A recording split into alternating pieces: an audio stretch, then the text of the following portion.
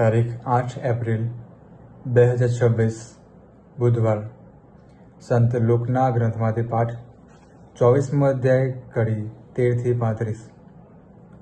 તે જ દિવસે તેઓમાંના 2 જણ યરુશાલેમથી 7 કોસ દૂર આવેલા એમાઉસ નામે ગામે જતા હતા અને આ બધા બનાવો વિશે વાતો કરતા હતા. તેઓ એ વાતમાં અને ચર્ચામાં મશગુલ હતા.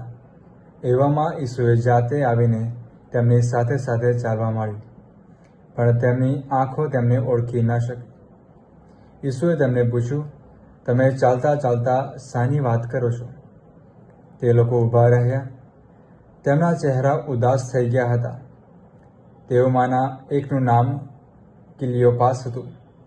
તેણે જવાબ આપ્યો, યરુશાલેમમાં તમે એક જ એવા રહેવાસી છો જેને આજકાલ ત્યાં શું બની ગયું છે એની ખબર નથી. ઈસુએ પૂછ્યું, શું બની ગયું?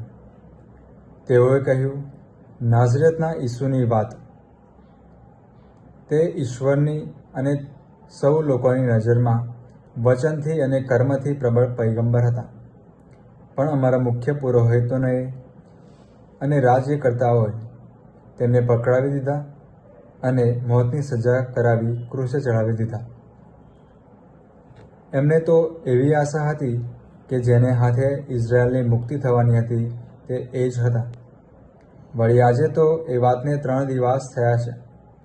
એ વાત સાચી છે કે અમારામાંની કેટલીક સ્ત્રીઓએ અમારા ચિત્તને ખભડાવવામાં મૂક્યા છે. તેઓ વહેલી સવારે કબરે ગઈ હતી, પણ ત્યાં સબ જોવામાં ન આવતા પાછી આવી અને એવી વાત લાવી કે અમને દેવદૂતોએ દર્શન દીધા અને કહ્યું કે ઈસુ જીવતા છે. એટલે અમારામાંના કેટલાક કબરે ગયા તો એ સ્ત્રીઓએ કહ્યું હતું તેવું જ નીકળ્યું, પણ ઈસુના દર્શન એમને ન થયા. ત્યારે ઈસુએ તેમને કહ્યું, ઓ મૂર્ખાઓ, પૈગંબરોએ જે કહેલું છે તે સમજવામાં તમારી અક્કલ કેમ બહેરમાં આવી ગઈ છે? ખ્રિસ્તે પોતાનો મહિમા પ્રાપ્ત કરે તે પહેલાં તેણે આ બધું ભોગવવું આવશ્યક ન હતું? પછી તેમણે પોતાની વિશે મોશેથી માંડીને બધા પૈગંબરોએ શાસ્ત્રમાં જ્યાં જ્યાં જે કાંઈ કહ્યું હતું તે બધું જ તેમને સમજાવ્યું.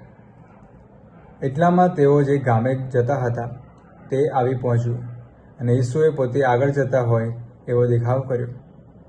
પણ પેલાઓએ તેમને આગ્રહ કર્યો કે સાંજ થવા આવી છે, દિવસ આથમી ગયો છે, માટે અમારી સાથે રહી જાઓ.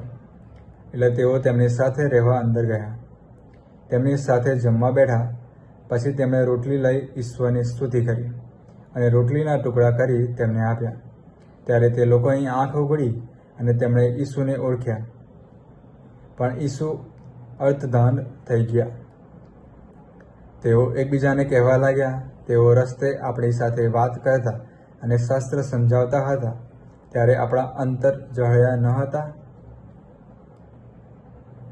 તે જ ઘડીએ ઉઠીને તેઓ યરુશાલેમ પાછા આવ્યા. તેમણે 11 શિષ્યોએ અને તેમની સાથે બીજાઓ ભેગા કરીને વાતો કરતા જોયા કે પ્રભુ પાછા સજીવન થયા છે. એ વાત સાચી છે. તેમણે સિમિયોનને દર્શન દીધા છે. એ પછી તે લોકોએ રસ્તે શું બન્યું હતું અને રોટલીના ટુકડા કરતા પોતે પ્રભુને કેવા ઓળખી કાઢ્યા હતા તે કહી સંભળાવ્યું. આ પ્રભુની વાણી છે, તે આપણા વધાર છે. ઈસુની જય વાલા ધર્મજનો, આજના શુભ સંદેશમાં આપણે એમાઉસ જતા 2 શિષ્યોની વાત સાંભળીએ છીએ જેમને સજીવન થયેલા ઈસુના દર્શન થાય છે. મારા વાલા ધર્મજનો, જ્યારે એમાઉસ જતા 2 શિષ્યો વાતો કરતા હોય છે ત્યાં જ ઈસુ એમની સાથે ચાલવા માંડે છે અને તેઓ પણ મરિયમની જેમ તેમને ઓળખી શકતા નથી. તે બંને જણ ઉદાસ હતા, તકલીફમાં હતા. જે પણ બન્યું હતું તેની ચર્ચા કરતા હતા અને તે ચર્ચા થકી તેઓ દુઃખી હતા. ઘણીવાર આપણે પણ આપણી સમસ્યાઓ થકી, મુશ્કેલીઓ થકી દુઃખી હોઈએ છીએ અને ત્યારે આપણે વિચારીએ છીએ કે પ્રભુ મારી જોડે છે જ નહીં. અરે ઈશ્વરનું હોવું અશક્ય છે આ મુશ્કેલીમાં મારી સાથે. પણ એ જ ઘડીએ ઈશ્વર આપણી સૌથી નજીક હોય છે, જેમ એમાઉસના 2 શિષ્યોની સાથે તેઓ ચાલતા હતા. આગળ જતા ઈસુ તેમને પૂછે છે, તમે શાની ચર્ચા કરો છો? અને ત્યારે જે કંઈ પણ બન્યું હતું તે શિષ્યો જણાવે છે. ત્યારે ઈસુ તેમને શાસ્ત્રનો સાર સમજાવે છે અર્થાત ઈશ્વરની યોજના સમજાવે છે, પણ તેઓ સમજતા નથી. ઘણીવાર આપણને ઈશ્વરની યોજનામાં રસ નથી હોતો, કારણ આપણને કશું સમજાતું નથી. પણ ઈશ્વરની યોજના શ્રેષ્ઠ હોય છે અને આપણને પાછળથી ચોક્કસ એનો લાભ થાય છે. અને જ્યારે ઈસુ રોટલીના ટુકડા કરીને એમને આપે છે, ત્યારે તેઓને સભાનતા આવે છે કે આ તો ઈસુ છે. અર્થાત દરેક ખ્રિસ્ત યજ્ઞ આપણી માટે એમ્માઉસે થયેલા દર્શનના જેવો અનુભવ આપણી માટે છે. મારા વાલા ધર્મજનો, તેઓને જ્યારે જાણ થાય છે ત્યારે તેઓ દોડતા યરૂશાલેમ જાય છે અને લોકોને જણાવે છે કે ઈસુ સજીવન થયા છે. ચાલો આપણે પણ એમ્માઉસના શિષ્યોને થયેલા દર્શન પ્રમાણે દરેક ખ્રિસ્ત યજ્ઞમાં આપણે પણ પ્રભુના દર્શન થાય, પ્રભુનો અનુભવ થાય અને આપણે એમના પંથે ચાલીએ, એની માટે પ્રાર્થના કરીએ. ઈસુની જય.